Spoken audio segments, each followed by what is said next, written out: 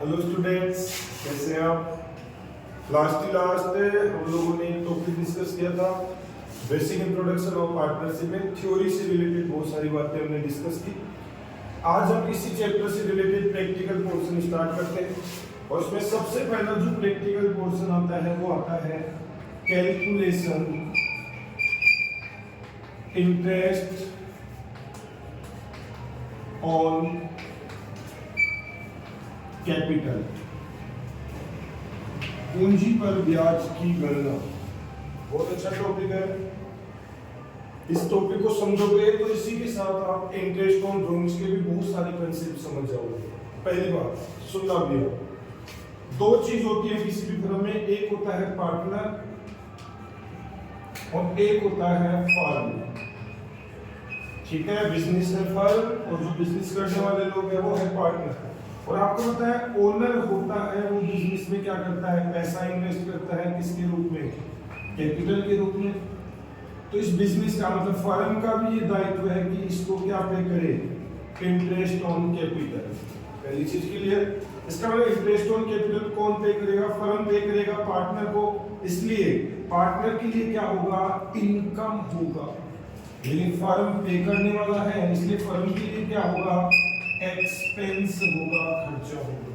तो interest on capital partner के लिए इनकम होता है, फर्म के लिए एक्सपेंस होता है। दूसरी चीज, ये जो इंटरेस्ट ऑन कैपिटल देते हैं वो कब देते हैं, ईयर के एंड में।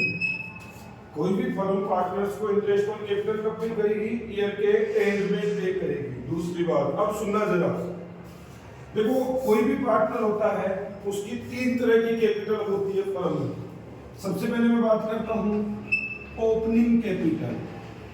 कौन सी कैपिटल, ओपनिंग कैपिटल। सेकंड आता है एडिशनल कैपिटल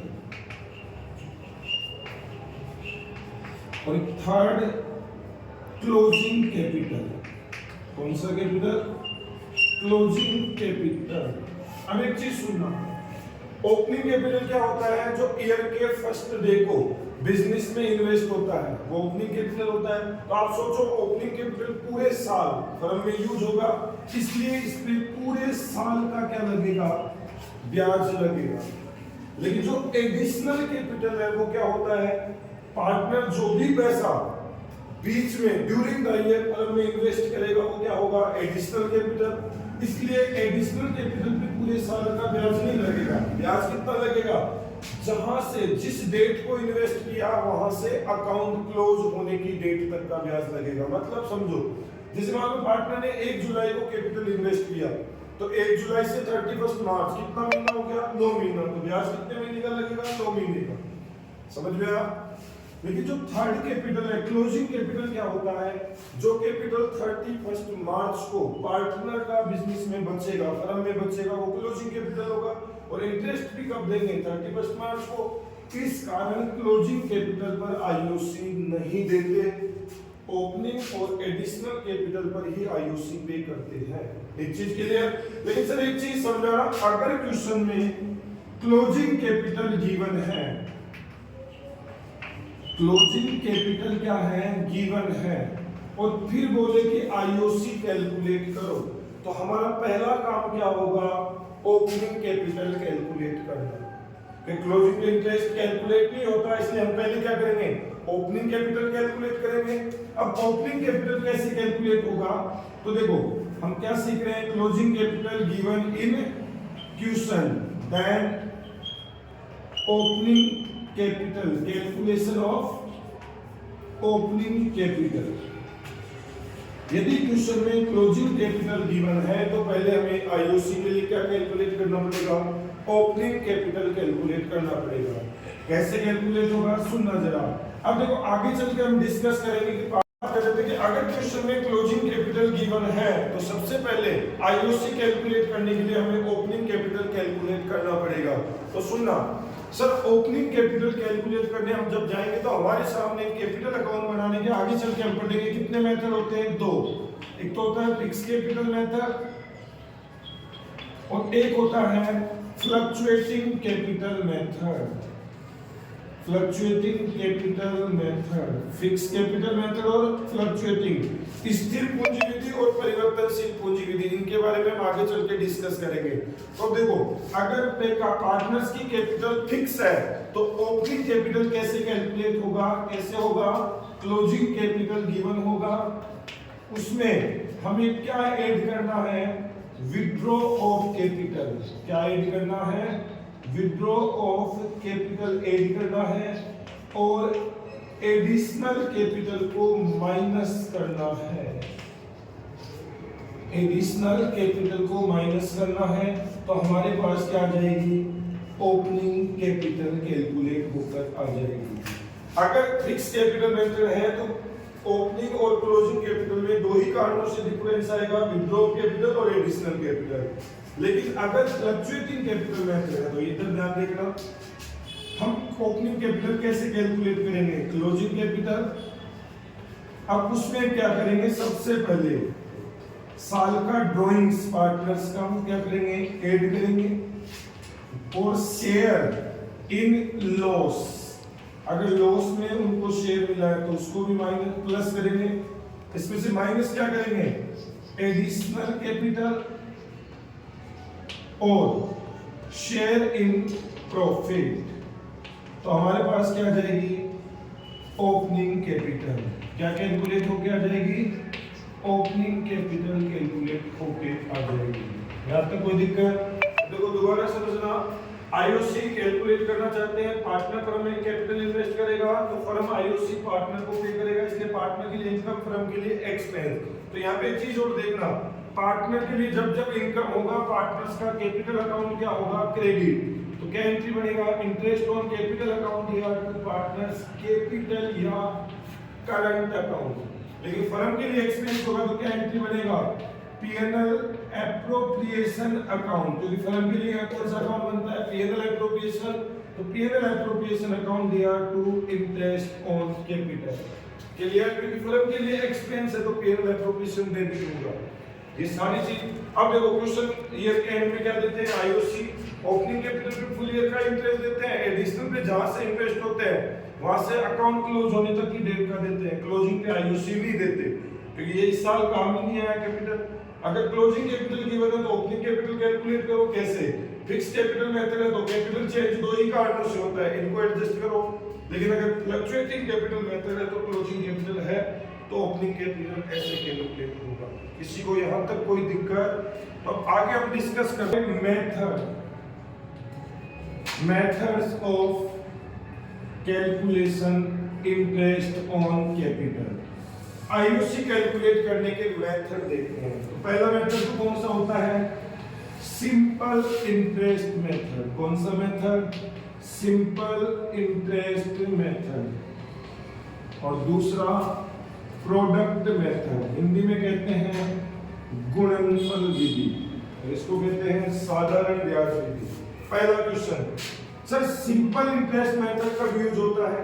तो एक सीधा सा लॉजिक है, अगर पार्टनर की कैपिटल पूरे साल फिक्स रहती है, मतलब पार्टनर ना एडिशनल कैपिटल लगाए ना कैपिटल विड्रॉ करे, पूरे साल उसका सेम कैपिटल रहे, तो हमें सिंपल मेथड से कैपिटल क्या करना है, कैलकुलेट करना है आईओसी। लेकिन अगर कैपिटल चेंज हो रहा है, वो एडिशनल कैपिटल लगा रहा है, कैपिटल विड्रॉ कर रहा है, तो हमें प्रोडक्ट मेथड से आईओसी कैलकुलेट करना है। अब देखो सिंपल मेथड में आईओसी का सीधा सा फॉर्मूला है, पार्टनर की कैपिटल जो क्वेश्चन आपको देगा इनटू रेट ऑफ इंटरेस्ट भी क्वेश्चन आपको देगा। अब परसेंट में होगी इसलिए 100 इनटू टाइम का ध्यान रखते हुए 12।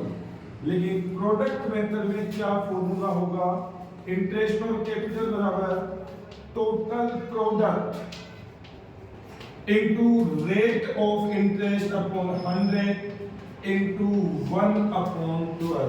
सुनना भैया, टोटल प्रोडक्ट कैसे कैलकुलेट होगा? सर यहाँ टाइम की जगह आपने 1 क्यों लिया? तो इसका मैं एग्जांपल ले रहा हूँ, समझना। मैं पहले सिंपल इंटरेस्ट मेथड को एग्जांपल से सोल्व कर रहा हूँ। जैसे मैं कह रहा हूँ एक्स वाई 3 में पार्टनर है, एक्स का कैपिटल 2 ले और वाई का कैपिटल 1 लेगा, ये इनका कैपिटल है। बोला आईओसी कैलकुलेट करो 10% पर एनम। तो समझो अब देखो डेट नहीं बोलता तो कैपिटल कब इन्वेस्ट होता है, साल के पहले दिन। तो आईओसी कौन से मेथड से निकाल देंगे, सिंपल से, क्योंकि एक ही बार कैपिटल है। तो एक्स का कैपिटल कैसे निकलेगा, पार्टनर का कैपिटल कितना है 2 लाख इनटू रेट कितना है 10/100। अब अगर 1 अप्रैल वाला कैपिटल 12 महीने काम आएगा, तो इसका कोई सेंस निकला नहीं, टाइम से टाइम करते तो कितना आ गया 20,000। ये सिंपल मेथड से कैलकुलेट हो गया। अब देख रहे हैं क्वेश्चन लेते हैं प्रोडक्ट मेथड का, समझना। मैं कह रहा हूं x और y की कैपिटल, मैं एक एग्जांपल ले रहा हूं x का, उससे ही समझ रहा हूं। मैं कह रहा हूं x की 1 अप्रैल को कैपिटल है, x की 1 अप्रैल को कैपिटल है 2 लाख। 30 जून को x ने 30,000 रुपए विड्रॉ कर लिए, ब्रैकेट का मतलब निकाल लिए। 1 जुलाई को इसने 20,000 रुपए एडिशनल कैपिटल और लगा दी। सर 30 सितंबर को इसने 50,000 रुपए की एडिशनल कैपिटल लगा दी। और सर 31 दिसंबर को 10,000 रुपए इसने विड्रॉ कर लिए, ये 50,000 है। अब देखो बोले आईओसी की रेट है, रेट इंटरेस्ट ऑन कैपिटल की रेट कितनी बोली 12% पर एनम बोली। और बोले आईओसी कैलकुलेट करो, भैया यहाँ पे बहुत सारी कैपिटल है, तो कौन सा मेथड ज्यादा अच्छा रहेगा, प्रोडक्ट मेथड। तो हम कौन से मेथड से, प्रोडक्ट मेथड से आईओसी कैलकुलेट करेंगे। कैसे होगा सुनना, पहले हमें क्या चाहिए टोटल प्रोडक्ट। हमने क्वेश्चन को एग्जीक्यूट उतारा, अब सबसे पहले हम क्या लेंगे, पीरियड लेंगे। क्या लेंगे, पीरियड। अब खुद सोचो 1 अप्रैल वाला कैपिटल पूरे साल काम आएगा नहीं आएगा, काम आएगा। तो 1 अप्रैल से 31 मार्च को कितना महीना हो गया 12। 30 जून वाला कैपिटल बिजनेस में कितने महीने काम आया 9 महीने, जुलाई अगस्त सितंबर अक्टूबर नवंबर दिसंबर मिलेगा भी। 1 जुलाई से कितना महीना हो गया 9 महीना। 30 सितंबर से कितना महीना हो गया अक्टूबर नवंबर दिसंबर जनवरी फरवरी मार्च, कितना महीना 6 महीना। और 31 दिसंबर से जनवरी फरवरी मार्च 3 महीना पीरियड निकालना आ गया सभी को। अब क्या करेंगे, इस पीरियड को किससे इंटू करेंगे, कैपिटल से। तो 12 लाख को 2 से इंटू करा तो कितना आया 24 लाख। 9 को 30,000 से इंटू करा तो 2,70,000, ये विड्रॉ है इसलिए माइनस में। 9 को 20,000 से इंटू करा तो 1,80,000। 6 को 50 से करा तो 3 लाख। और 10,000 को 3 से करा तो 30,000 माइनस का। अब जो पॉजिटिव है उनको एक कर देंगे, नेगेटिव को लेस कर देंगे। करो 24 लाख 25,80,000, 28,80,000 माइनस करा तो 28,50, 26,50, 26,50 में से 70 गया तो 26,50 में से 70 गया तो 25,80,000 हमारा क्या आ गया टोटल प्रोडक्ट। तो देखो टोटल प्रोडक्ट कितना है 25,80,000। रेट कितना है 12%। टाइम कितना लेंगे 1/12। कारण सर टाइम को हमने यहाँ इंक्लूड कर लिया। तो यहाँ पे क्या होगा 12 से 12 कट गया तो ब्याज कितना आ गया 25,800। ये हमारा प्रोडक्ट और सिंपल मेथड है। तो देखो हमने आईओसी कैलकुलेट करना सीखा, लेकिन बहुत इंपॉर्टेंट बात अब ध्यान से सुनना भैया। मैंने आईओसी कैलकुलेट करने के मेथड भी आपको बता दिए, सब कुछ हमने डिस्कस कर लिया, लेकिन मैं 3 कंडीशन लिख रहा हूं। देयर आर 3 कंडीशन, 3 कंडीशन ऐसी हैं। There are 3 conditions when no IOC paid to any partner. अगर क्वेश्चन में ये 3 कंडीशन अगर आपको मिल जाती है तो इन तीनों ही कंडीशन में आपको पार्टनर्स को आईओसी पे नहीं करना। पहली कंडीशन सुनना भैया, in absence of partnership deed. हमने पिछली क्लास में पढ़ा था कि पार्टनरशिप डीड नहीं हो तो किसी भी पार्टनर को आईओसी पे नहीं करते। तो अगर आईओसी देने का क्वेश्चन है और क्वेश्चन में पार्टनरशिप डीड नहीं है तो हमें किसी भी पार्टनर को आईओसी नहीं देना। दूसरा, इफ लॉस इन फर्म, यदि ईयर के एंड में फर्म में लॉस होता है तो भी आपको आईओसी पे नहीं करना। और तीसरा और important, if insufficient profit in firm. Insufficient profit का मतलब है अपर्याप्त लाभ। अगर अगर अनसफिशिएंट प्रॉफिट है, अपर्याप्त लाभ है, तो उससे भी उस कंडीशन में भी आपको पार्टनर्स को आईओसी नहीं देना। अनसफिशिएंट प्रॉफिट का मतलब समझो, जैसे अभी हमने एग्जांपल लिया XY 32 में पार्टनर है, इसका कैपिटल 2 लाख और 1 लाख है। क्लियर? अब सुनो, इंटरेस्ट ऑन कैपिटल का रेट है 10% पर एनम और साल के एंड में प्रॉफिट तो हुआ, लेकिन सर प्रॉफिट केवल 20,000 रुपए का हुआ। कितना हुआ? 20,000, 20,000। अब एक चीज सोचना, मतलब 2 लाख का 10% पूरे साल का कितना होगा? 20,000। तो इसका इंटरेस्ट ऑन कैपिटल कितना हो रहा है? 20,000। कैलकुलेट करना मैंने सिखा दिया अभी। और इसका कितना हो रहा है? 10,000। तो दोनों का कितना हो रहा है? 30,000। जबकि हमें प्रॉफिट कितना हो रहा है? 20,000। तो मतलब आईओसी देंगे? नहीं देंगे, क्योंकि अपर्याप्त लाभ है, अनसफिशिएंट प्रॉफिट है। लेकिन आगे और सुनो, इस प्रॉफिट को नॉर्मली तो हम किस रेशियो में बांटते हैं? 3:2 के रेशियो में। लेकिन अगर अनसफिशिएंट प्रॉफिट है तो वो किस रेशियो में डिस्ट्रीब्यूट होगा? कैपिटल के रेशियो में डिस्ट्रीब्यूट होगा। Distribute in capital ratio. तो ये 20,000 अब 3:2 में डिस्ट्रीब्यूट होगा या 2:1 में डिस्ट्रीब्यूट होगा? 2:1 के रेशियो में डिस्ट्रीब्यूट होगा। लेकिन एक चीज और सुनना, अगर क्वेश्चन में लॉस है या अनसफिशिएंट प्रॉफिट है, लेकिन क्वेश्चन ने बोला कि IOC is an charge on firms profit, तो उस कंडीशन में आपको आईओसी पे करना ही करना है, चाहे आपको प्रॉफिट हो, चाहे लॉस हो, चाहे अनसफिशिएंट प्रॉफिट हो। लॉस और अनसफिशिएंट प्रॉफिट में आईओसी पे नहीं करना नॉर्मल क्वेश्चन में। कब पे करना है? अगर लॉस वाले क्वेश्चन में आईओसी को क्या माना गया हो? चार्ज माना गया हो। अनसफिशिएंट प्रॉफिट में आईओसी नहीं देना। कब तक? जब तक क्वेश्चन ने ये नहीं बोला हो कि चार्ज है। कुल मिला के चार्ज ऑन प्रॉफिट बोल दे, तब तो आपको प्रॉफिट, लॉस, अनसफिशिएंट प्रॉफिट हर कंडीशन में आईओसी पे करना है।